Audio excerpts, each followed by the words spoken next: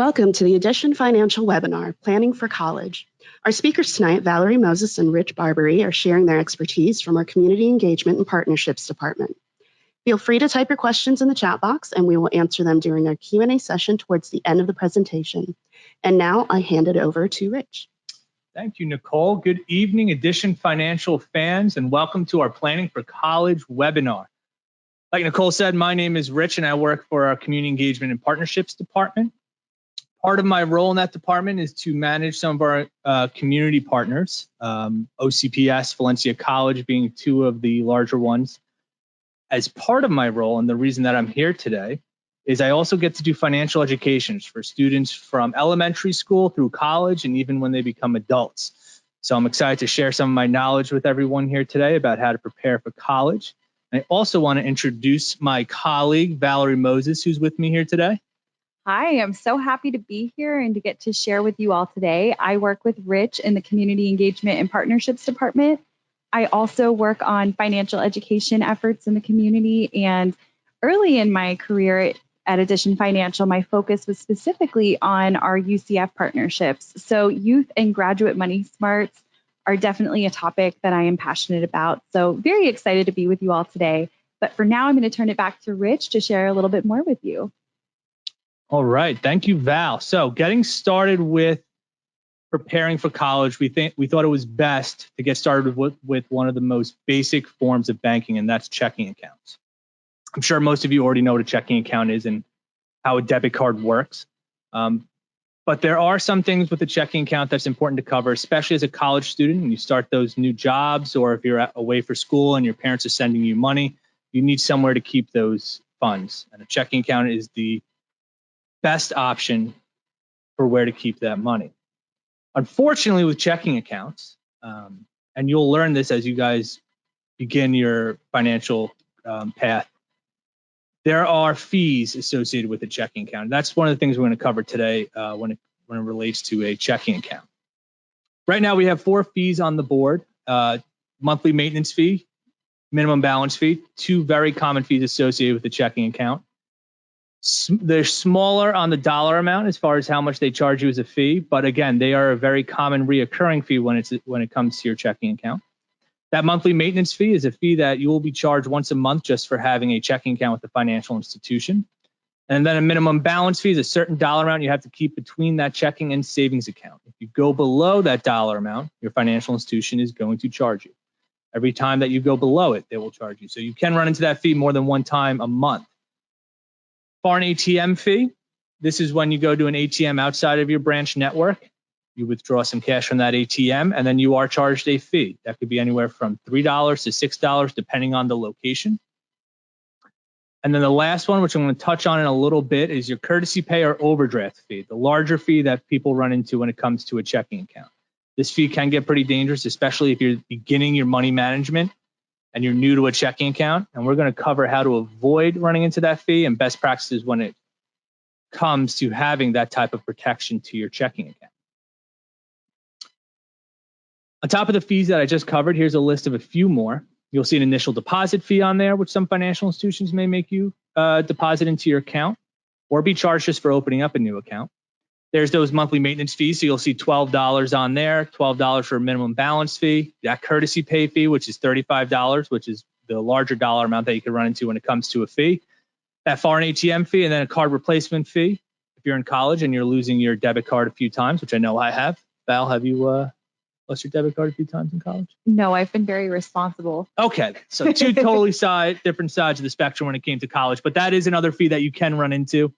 On the left, you will see a Addition Financial Aspire account. And the reason we have this up here is because this is an account for college students that we have that is a really good product for you when it comes to a checking and savings account. There's no initial deposit fee. There's no monthly maintenance fee. So you don't have to worry about keeping a certain dollar amount between that checking and savings account. There's no minimum balance fee. We do not offer courtesy pay, so you don't have to worry about running into that large $35 fee. You can go to a foreign ATM up to 4 times a month, withdraw cash from that ATM, and we will refund you that fee. And on top of that, you can go to any of the ATMs at a Publix location and will not run into a fee. And that's up to any amount of times that you wish to go to Publix and withdraw cash from there. And then there is no card replacement fee.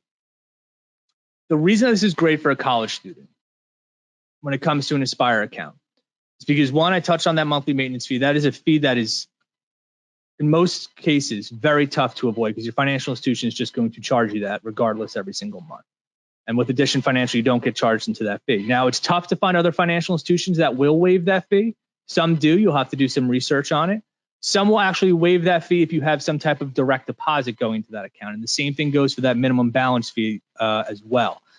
So you can also do some research on financial institutions that will waive both of those fees if you bring direct deposit over. So those are an option when you are searching for a new checking account. Obviously, Addition Financial we have on there, where you don't have to worry about any of those fees or having a direct deposit. But if you're with the current financial institution, whatever the case may be, make sure you do your research, know the fee structure that's associated with that account, because this dollar amount can add up when it comes to fees, especially, again, like I said earlier, if this is your first time with a checking account, you don't want to lose a ton of money from that part-time job while you're also going to college and having a ton of fees to reimburse when that new paycheck comes in.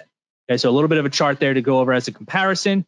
But as you can see, this isn't even all the fees that go with the checking account. There is a large amount of fees on there. And again, you want to make sure you check that fee structure from whatever financial institution that you're looking to open up a checking account with. Now diving into the big bad fee that's associated with your checking account, courtesy pay. Courtesy pay is a service that allows us to pay an item presented for payment against your checking account, even if it causes the account to be overdrawn.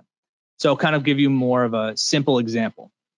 If you opt into courtesy pay with your checking account, and let's say you have $20 in your account, you are authorizing that your financial institution, if you make a purchase larger in this example than $20, can fund the difference in your account. So if you go to buy $40 worth of gas and you have $20 in that account, your financial institution will fund you the extra $20, which sounds great. However, they will also fee you, which we saw earlier on the previous slide, in most cases, $35 on top of that, okay, which is a very heavy fee. Now, if that's on a Monday and you don't get paid again till Friday, you have your daily transactions to worry about the rest of the week. You also could possibly have small bills of, say, if you're streaming Netflix and Netflix automatically pulls from your account. Financial institution will pay Netflix and then charge you another $35 fee on top of any other daily transaction. So if you go to buy lunch for $10 on Wednesday, financial institution will pay that lunch for you and then charge you a $35 fee. And that dollar amount will add up until your next paycheck comes in. When your paycheck is direct deposited into that checking account, your financial institution will pull all the money from there that you owe them in fees. So this dollar amount can really, really hurt someone when it comes to taking money away from that direct deposit and that hard-earned money that you earned from working. What makes it even tougher is you're now living off a fraction of the dollar amount that you're accustomed to coming into your account from direct deposit. So there's a very good chance that you can run into that courtesy pay fee again. So it could become a pretty dangerous cycle of running into this fee. On top of those cons, I covered most of this. There's a higher risk for closed accounts. A lot of folks, when they have a lot of courtesy pay fees associated with their account, they will just close the account.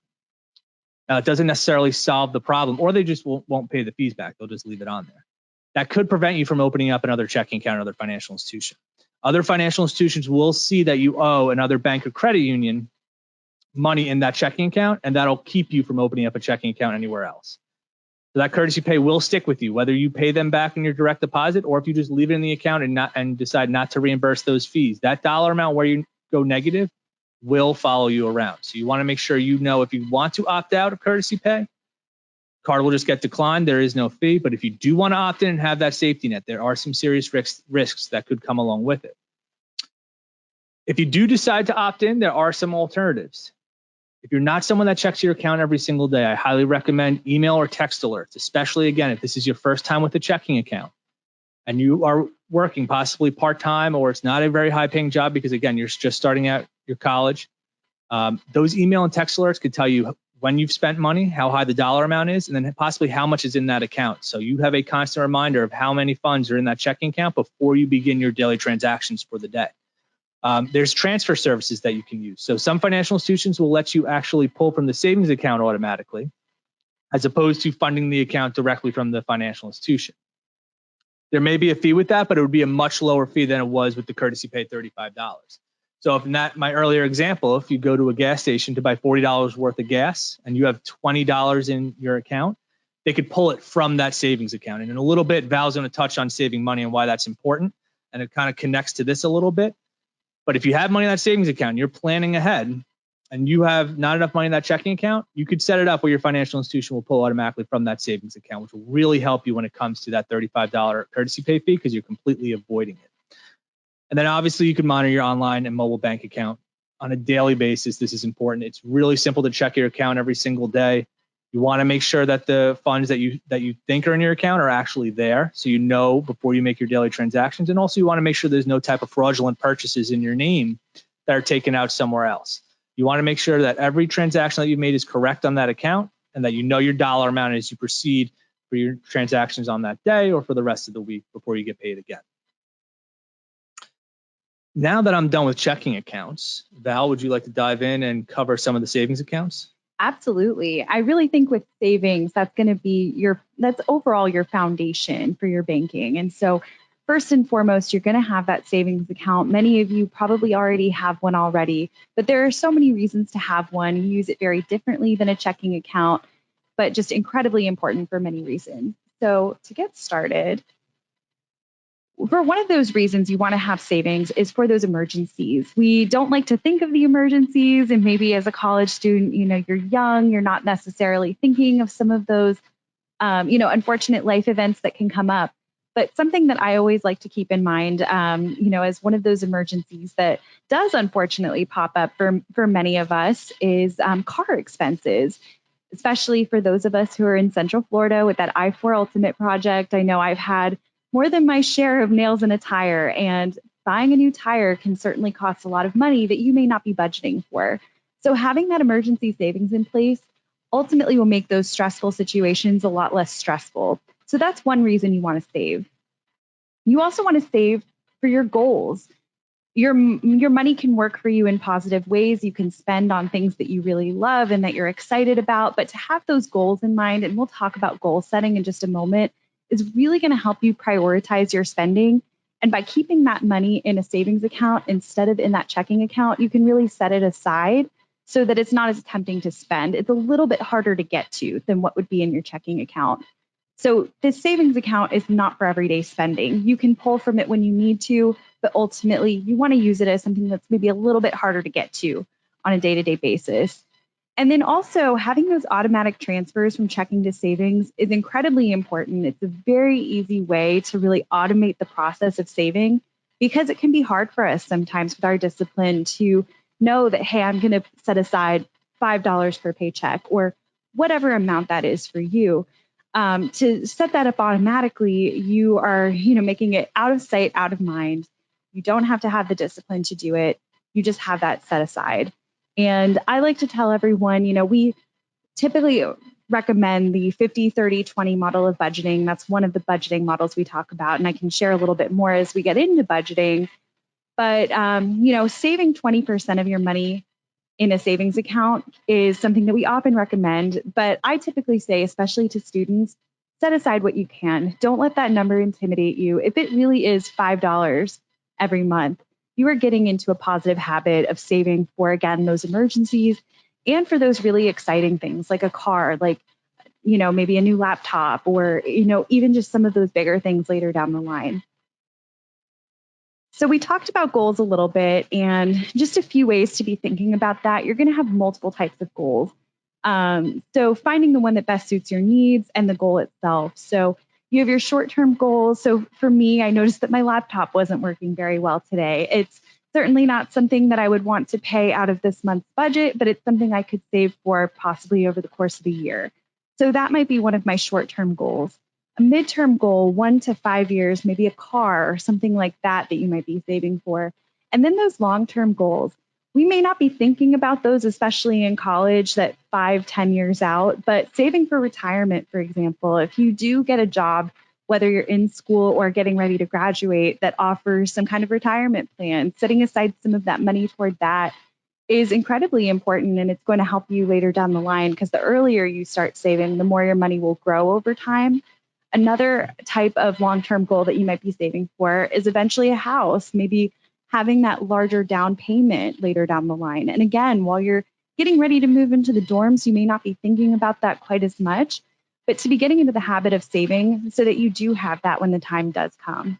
So these are just some examples of the types of goals you might be saving for. Again, my goals may be very different from Rich's goals and may be very different from yours, but make it work for you and really think about, what are you saving for? How long would you like it to take you to save? And then, do the math, figure out how much you need to save per month to make that goal happen. So we're going to get into budgeting a little bit as well. And I really believe that budgeting is your foundation for financial success. Having a budget means just having that plan in place and knowing where your dollars are going. There are a lot of myths when it comes to budgeting. I think people often think of it as being very restrictive. And so that first myth that budgeting means giving up on something. So that's one of the biggest myths about budgeting, is that it's an exercise in deprivation. That's not true. Budgeting simply means prioritizing and figuring out how much money you're going to put toward each thing, and maybe figuring out that sometimes we are maybe making impulse purchases that we don't need to make, that aren't even making us happy and are not fulfilling any of our essentials as well. Another myth is that a good budget is strict. Unfortunately, the stricter we get, our budgets can be doomed to fail. And so you want to make a budget that is, I like to think of it as a living, breathing document. It's something that needs to change over time as your needs change and as your situation changes. And you need to make it livable for you. So setting aside, say 50% of your funds toward those necessities, toward rent, toward, or living in the dorms, toward all of those things, the textbooks, putting 30% aside toward your lifestyle and focusing on, those wants and the things that you really enjoy in life, and then another 20% towards savings. Again, that may be something you need to adjust for you based on, what your situation is. But don't be too strict, because then you're never going to stick to it. And then it's a budget that you created that is kind of gathering dust somewhere.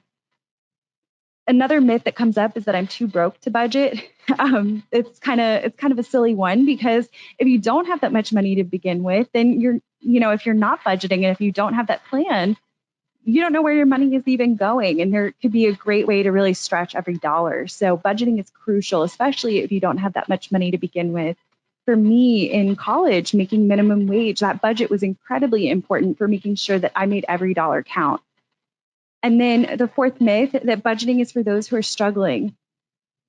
People of all walks of life, all salary levels, whether you're a billionaire, whether you're that college student that took on a part-time job on campus that may not be making that much yet, budgeting is essential, and it will help you to direct your dollars. And it just means that budget is going to change over time, but you change over time as well. So you want to really adjust that based on your needs and based on your situation.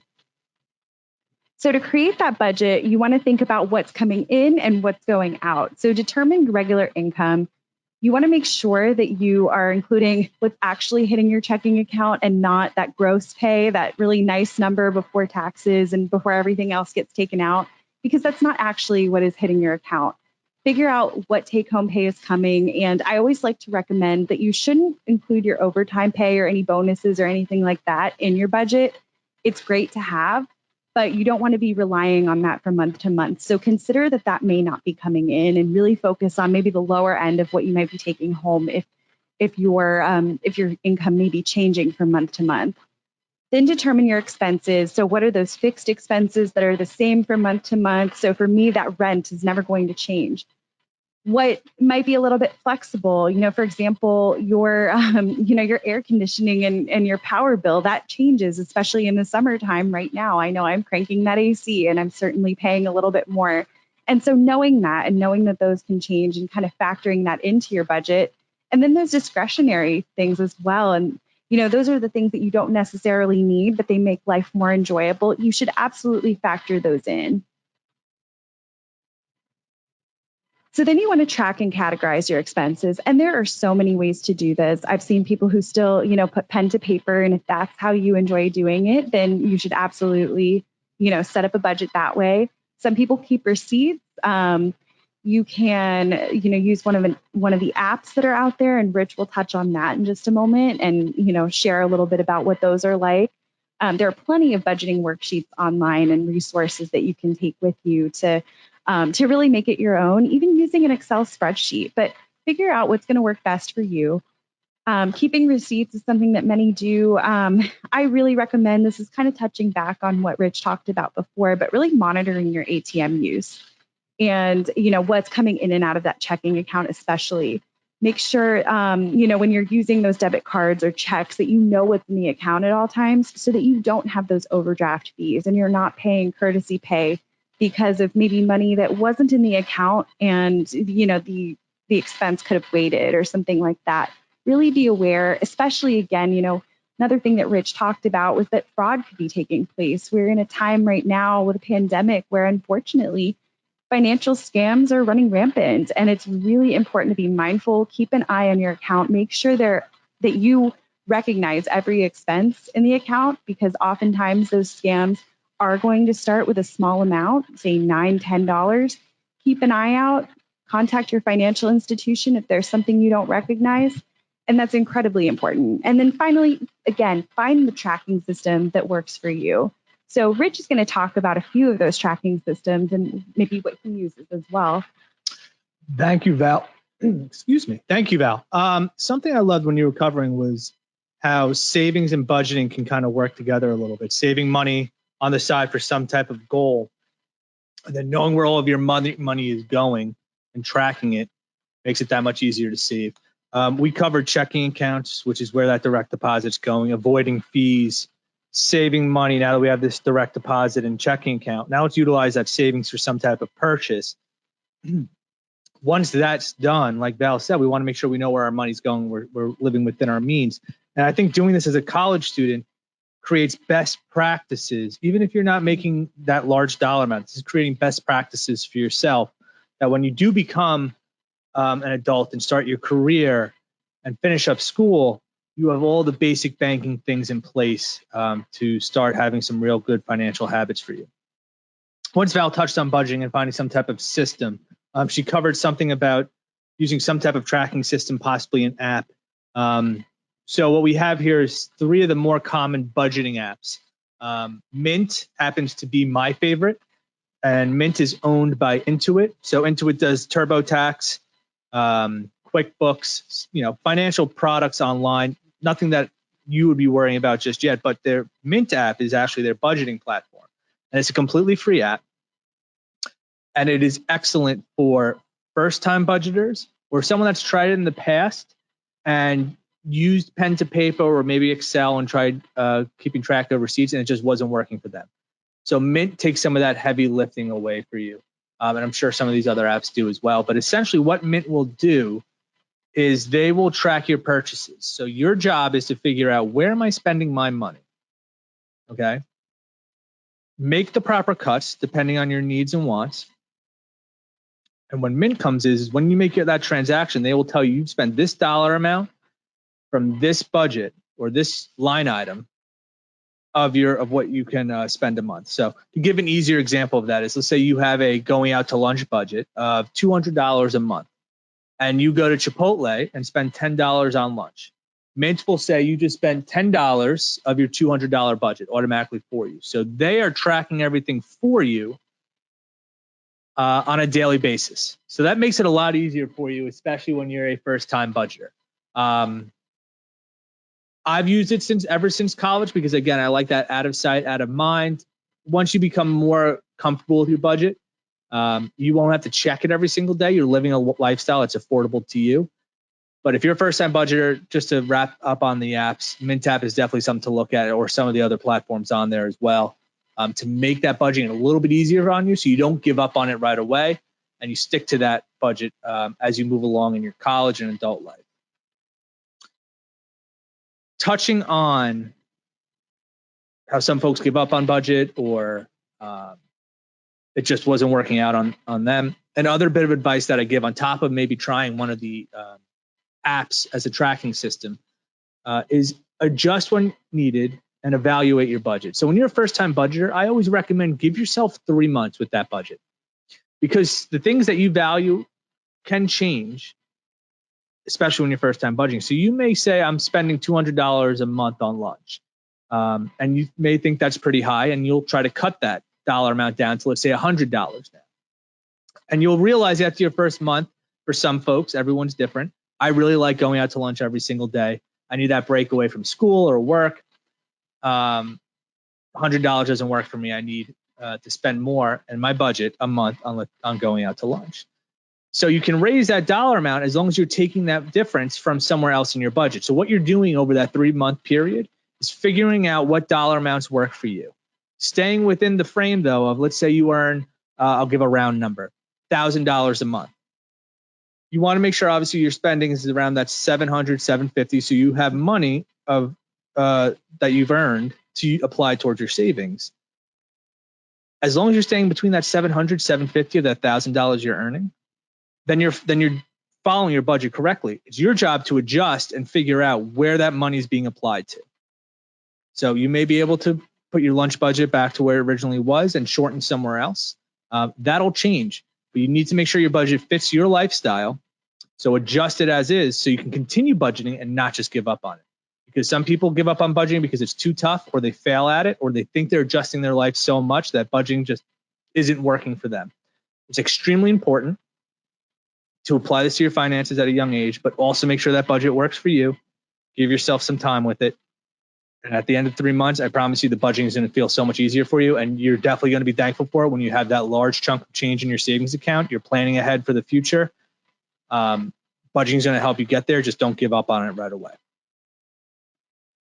Something else that I think ties into budgeting, and you'll see as we go through this presentation how the two kind of work hand in hand, but also something very important to know. It's a number that you're very important to know and be prepared for, is your credit score. Most people probably don't have an established credit score just yet as they are going into college, which is a good thing for most, because if you do the right banking early before school, you'll have nothing but good banking history to your name. So if you have a budget, you're not losing money in your checking account to fees. You're saving for the future, or have money in a savings account for emergencies. And you think it's time for that first credit card or that first car loan, and you have these basic budgeting practices already applied to your finances, your credit score is going to have nothing but good banking history to your name, and you're going to have that high credit score. And as you get older, you'll see how important this number actually is when it comes to some of those larger financial products that you apply for. So for those who don't know, here's a credit score breakdown from 850 all the way down to 300, and where you fall based on your score as far as your financial success, let's say. So 850 to 760, you're in an excellent range, very good, 760 to 725, and as we move down to 300. As you get into that fair range, you A, won't be getting approved for any type of loan, or B, your interest rate, which is going to be attached to all the loans you'll find or line of credits as you get older, is going to be very high, meaning your payments are going to be higher because that credit score is so low. And the reason that is because you are a financial risk to the lender. So if you're getting a car loan and your credit score is in that 660 or lower towards the high 500s, they're going to take you as a financial risk. So they are going to give you a higher interest rate attached to that loan. Meaning most things in life are going to be costing you more money. And I'll get back to this slide in a second, but I think this is important because this covers the impact of those numbers and your credit score. So job opportunities, your employer is most employers will actually run your credit score. And they'll tie that to, if you're a financial liability, they may think you're a liability at work as well. Utilities, cell phone, they're going to run that credit score. So your cell phone bill may actually be more money a month because your credit score is so low. Rent, your normal banking products. And if all of these things are costing you more money because your credit score is so low, it's going to make budgeting that much more difficult for you because you have to spend so much money of your income towards these products with that bad credit score. It's going to be really tough to save money or pay off any type of debt in the future. So you want to make sure you take care of that credit score, pay attention to it, especially that you're at a young age. You have a clear canvas when it comes to that credit score where if you make the right choices, you'll be set up to spend the very least amount of money that you would on any of these services or loan products. So what goes into that credit score? This is a very important slide that we have up. Here's everything that goes into your credit score, and it's not really groundbreaking stuff. It's pretty simple to stay on top of. Number one, the biggest piece of the pie is your payment history. Do you pay your bills on time? That is 35% of your credit score. 30% of it is amount owed. And I think credit cards is a great example of this. Let's say you have a limit on your credit card of $1,000 and you are carrying a balance of, let's say, $500. Now that's 50%. You're carrying a balance 50% of your credit limit. That's actually hurting your credit score. Anything that's above 30%, if you're carrying a balance above 30% of your limit, you are hurting your credit score, 30% of it. So it's not crazy to think or difficult to do if you have that budget in place. We'll use credit cards as an example again, and you are paying on time every month and you are not carrying a balance because you're not overspending on that card. 65% of your credit score is in the green there. It's a very large chunk of what affects your credit score. You're paying your bills on time every single month, and you are not carrying a balance when you pay those bills because, again, you're sticking to that budget, which Val showed us why that's important. We're not overspending, because the danger of credit cards is you may have a limit that is much higher than what you're earning every single month. And when that happens, it's pretty easy to overspend and debt accumulates. All right. So that's another reason why that budget is so important to have, especially when you start looking at some sort of line of credit. And with most college students, credit cards is usually where they first look. So that'll be a common example for us as we go through credit scores. But having that budget is so important when it comes to your credit score, especially when you're starting out. Length of credit history, that's also very important when it comes to your credit score. How long do you have these types of lines of credit? NerdWallet's a great resource. That's one of the websites I use. And let's say you're looking for your first credit card and you drive a lot for school or work, and you want a card that you get points, rewards, cash back for gas purchases. NerdWallet will list the best gas credit cards. They'll tell you the credit score that you need to get approved, which would apply to the new credit at which is 10% of your credit score. They'll tell you the credit score you need to get approved. So when you apply online, you'll know if you're getting approved or not, and it's going to give you the best options you have for the type of purchases that you're looking to make. So if you're looking for that gas credit card, they'll list out the best options for you. When you apply for this card and you know if you're going to get approved or not, you have no reason to close this card, right? Because you are using this card and utilizing this card for a purpose. Compared to what Val touched on earlier, if you have some type of emergency that comes and you don't have money in that emergency savings account, you didn't plan ahead for that, most people resort to a line of credit, possibly applying for that new credit card to make that purchase. And then once they pay off that purchase, they close the card because they had no purpose for it in the first place besides that one transaction.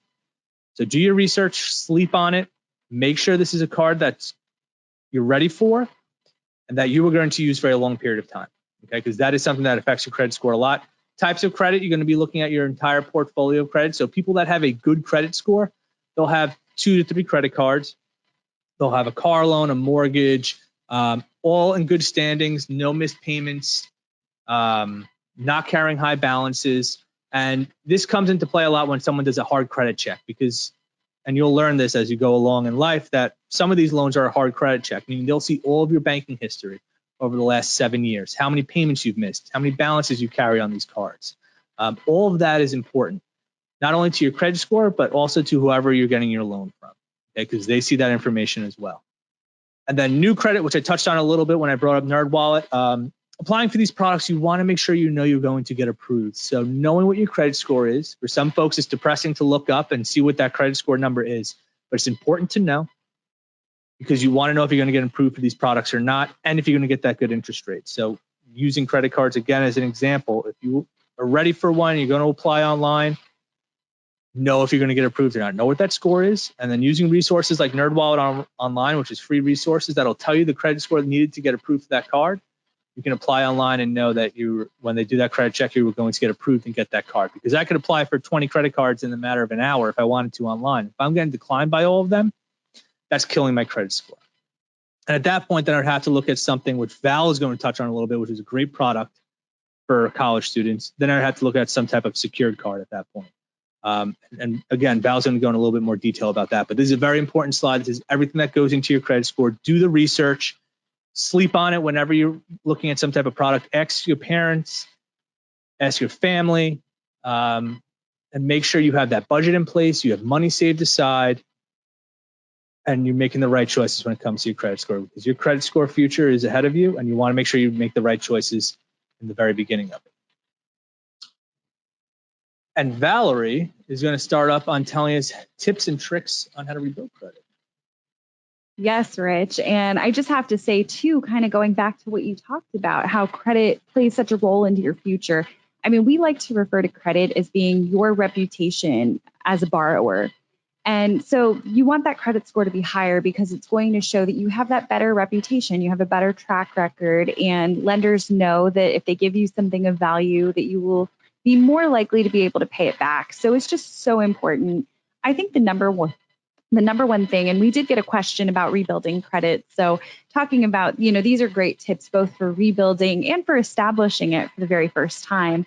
To live within your means. Don't put things on the card that you know that you're not really going to be able to pay back. Those emergencies may be understandable, but just to maintain a certain lifestyle, you don't want to just put that type of money on the card. What I like to really recommend to college students, especially if you are brand new to using a credit card, you're worried about maybe impulse purchases and, really wanting to use the card responsibly and get into good habits with it.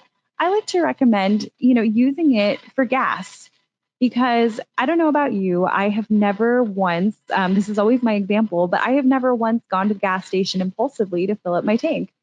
It is something that I truly need at the time that I go in. And so to be getting into the habit of maybe putting on like one particular need that you kind of know the amount you're going to spend on gas from month to month and, to pay it off every single month. But ultimately, you want to live within your means. So again, don't use those credit cards as an excuse to live the high lifestyle. It can be really tempting, but instead really use it to, to pay for those things that you truly need. Make healthy money habits. We talked about a ton of them in this presentation. I think the number one, and this is the number one, both for rebuilding and for building it for the first time, is to be paying your bills on time every time. There are a lot of different types of bills that don't get factored into your credit for positive reasons. So if you're paying, for example, your rent from month to month, that's not being reported to the credit bureaus. But if you decide not to pay it and it goes into collections, that will be reported and that will unfortunately affect you negatively.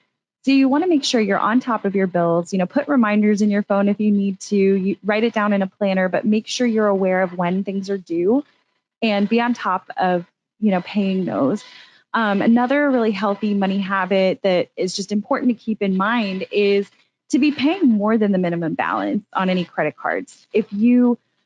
There is a misconception we hear a lot on college campuses. People will ask all the time, well, don't I need to carry a balance to help my credit score actually build? And the answer is, that's completely false. If you can pay off the entire card from month to month, do that because you're going to end up spending a lot less money in the long run. And also, as Rich touched on with the different things that factor into your credit score, that amount owed is going to be a whole lot lower if you are paying those off on time every time, and especially in full. If you are carrying a lot of credit card debt on multiple different cards, what I recommend is putting more than the minimum payment down on at least one of those cards to help pay it off a little bit faster. What you will find as you start to get into credit a little bit more is that a lot of these credit card companies, all of them are required to tell you how long it would take you to pay off that balance, paying only the minimum payment. And when you see those numbers, it's really astounding when it comes to the amount of interest you might pay over time. Making and following a budget, number 3 on here, is incredibly important. We talked quite extensively about that before, but following your budget is going to help you to make sure that you are keeping up with your credit, keeping up on any debt repayment or anything like that. Prioritize your spending. That goes hand in hand with that budget. And so really focusing, first of all, on those necessities, keeping the lights on, making sure that, you are paying for somewhere to live, you're paying for the things that you need to live and to go to school and things like that. Then focusing on that lifestyle and making sure that you are still putting some money away. Reducing your debt. So again, if you can put more than the minimum payment down on all of your payments, great. If you can pay them off in full, especially on those credit cards, even better, because you will save a lot of money in the long run. And then, of course, to continue saving, get into a good habit with savings, whether you have that automatic transfer from your checking into your savings, or you are able to split your direct deposit and have some of that money just go directly into that savings account. Figure out what's going to work for you, but make sure you're putting aside money every single month. get into that habit. And even those $5, if you can't afford necessarily 20% toward an emergency fund, that is totally fine. Every little bit that you save does matter. So something else that can help people with both building and rebuilding credit is a secured credit card. This is very similar to what we consider an unsecured credit card, which is what we typically think about when we think of a credit card. But it's really great for establishing and rebuilding credit. What you would do with the card, so in our case, we offer for college students a partially secured card. So the card has a $500 limit. We ask you to secure $250 of your own money into an account that we freeze for you. So we have $250 to back this card. You use the card as normal, go to the gas tank, go to the grocery store, use it as you're going to use it up to that limit and pay it off from month to month. The thought is that if you don't pay it off, we still have that $250 deposit that we can back it up with. So it keeps you from getting into, crazy amounts of debt, that typically you find with some credit cards. It's a little bit of a safer option, but allows you to really focus on building that credit over time. Then after, say, a year, we can reevaluate, look at, what are your habits, and can we offer you now that unsecured card where you don't have to have that money saved and locked in there.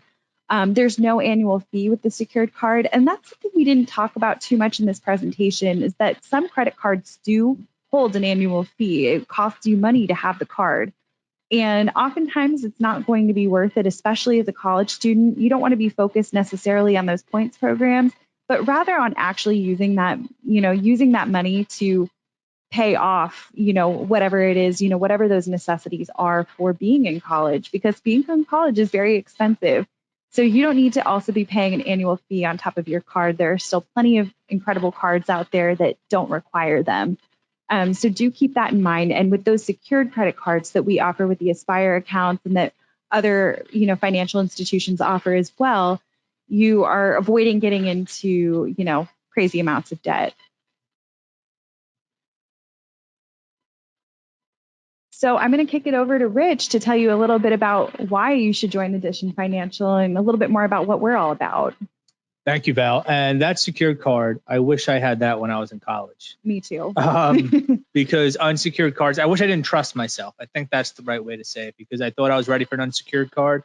And when I saw that nice limit that I got for my first card, I definitely overspent. Didn't have the budget in place. I didn't have money saved. Definitely overspent. And it was a tough learning curve because my credit score was pretty low because of that unsecured card, and I didn't apply those best practices. So that secured card that we talked about, even though the Addition Financial one is an amazing product because you're saving money on securing it, just a secured card in general, that piece is so important for college kids. Absolutely. Yeah. So after hearing that wonderful journey we went on when it came to your banking as a college student, if you are interested in Addition Financial, taking advantage of those Aspire checking account for your college, and those low fees, or that secured card, or just joining the Addition Financial family, there is a contact us page. So you can go on our website. We have a join online feature where you can actually go on our webpage and join. We are actually going to also put our emails in the chat for any folks that have questions for Valerie and I, or just needs a friend. I don't have any friends. Val's got a little bit more than I do, but if they just want to talk about Addition Financial, I can do that as well. I mostly just have Rich. There you go. We've become quite the tag team recently. We've done a few things together, like our Making Account podcast. We did one together on Making Account. Anyway, yes, planning for college. It was about planning for college. It's a fantastic episode. You learn a little bit more about what we were up to in college and what we wish we knew, what we did right, what we did wrong, and what we would suggest to any of you going through it now. Even outside of finances, we went over our personal life as well. Yeah, actually. So there's other resources. The reason we bring this up, there's other resources besides our webinar that everyone can take care of. Making Account is a podcast that we run at Addition Financial, where they go over a ton of financial products and they could help you down your financial path. And it's very fun. It's not just a dull financial podcast. They make it a lot of fun. And they just came out with season 3 of the podcast, and we do a really deep dive into credit. So you really learn the science behind that credit score. So if you loved what Rich and I had to say today, you will love that just as much, because you'll really get into the highlights of, truly what goes into that score and the ins and outs. Yeah. And then on top of that, we also have some other resources. There's on our webpage, additionfi.com, you will find newsletters, more of our webinars, some of the events we take part in, calculators, blogs. There's so much on there. There's so much information. We're here to help. So even though me and Val are leaving you guys shortly, there are a ton of resources here at Addition Financial that can help you on top of what we just talked about.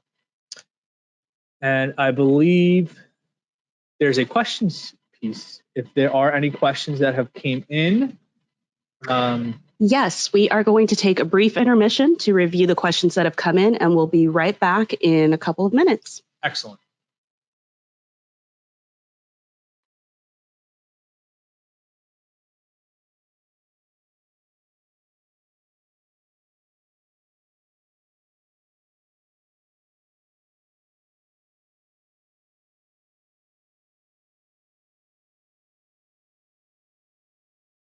And we're back.